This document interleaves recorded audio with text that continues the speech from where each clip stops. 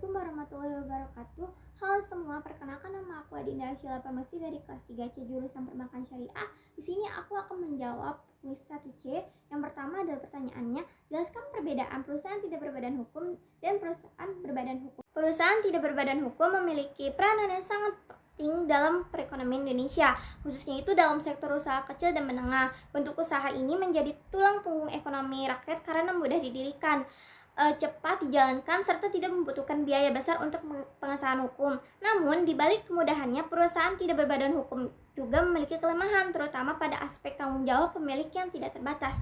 Jika perusahaan mengalami kerugian atau masalah hukum, maka seluruh aset pribadi pemilik bisa disita untuk menutupi utang perusahaan.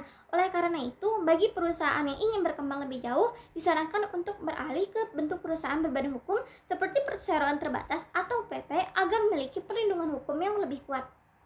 Oke, kita lanjut dengan perusahaan berbadan hukum. Perusahaan berbadan hukum merupakan bentuk usaha yang memiliki kedudukan hukum resmi, perlindungan bagi pemilik modal, serta kepercayaan publik yang lebih tinggi dibanding usaha tidak berbadan hukum.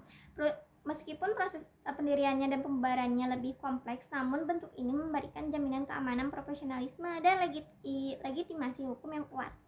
Perusahaan berbadan hukum seperti PT, koperasi, BUMN, dan BUMD berperan penting dalam pembangunan ekonomi nasional karena mampu menciptakan lapangan kerja, membayar pajak, serta meningkatkan kesejahteraan masyarakat secara berkelanjutan. Lalu keberadaan perusahaan berbadan hukum ini bukan hanya sarana mencari keuntungan, tapi juga instrumen penting untuk menjaga stabilitas dan pertumbuhan ekonomi Indonesia. Lalu pertanyaan kedua adalah pemahaman tentang hukum terhadap bisnis dan apa itu hukum bisnis. Hukum itu bisa dibilang sebagai aturan main dalam kehidupan bermasyarakat dan kehidupan sehari-hari kita. Jadi hukum itu dibuat supaya orang-orang itu gak bertindak seenaknya sendiri dan juga tertib dalam mengikuti peraturan. Lalu lewat hukum ini kita juga bisa tahu mana yang gak boleh dilakuin dan mana yang boleh dilakuin.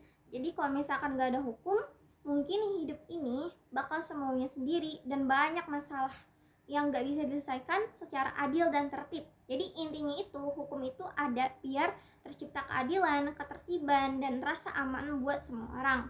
Lalu buat bisnis sendiri adalah kegiatan yang dilakukan individu, per orang, atau kelompok buat dapetin keuntungan. Jadi caranya itu bisa dengan jual barang, jasa, dan kerjasama dengan pihak lain. Tapi bisnis ini bukan cuma soal untung rugi aja, ada juga tanggung jawab, kejujuran, dan cara ngatur strategi supaya usaha ini bisa terus jalan. Jadi bisnis itu tentang bagaimana seseorang bisa mengelola peluang dan sumber daya biar menghasilkan sesuatu yang bermanfaat dan menguntungkan. Nah, hukum bisnis itu kalau misalkan digabungin dari dua hal tadi, hukum bisnis adalah aturan yang ngatur semua kegiatan dunia usaha, mulai dari kerjasama, jual beli, lalu kontrak, sampai hal-hal kayak perlindungan konsumen dan hak merek juga. Tujuannya itu biar semua kegiatan bisnis berjalan lancar, adil, dan gak ada pihak yang dirugikan. Jadi kalau misalkan ada masalah bisa diselesaikan sesuai aturan, bukan pakai emosi atau bisa disebut emosional. Jadi sekian dari saya, Dinda Arsila Pamesi. Mohon maaf jika ada kesalahan kata. Wassalamualaikum warahmatullahi wabarakatuh.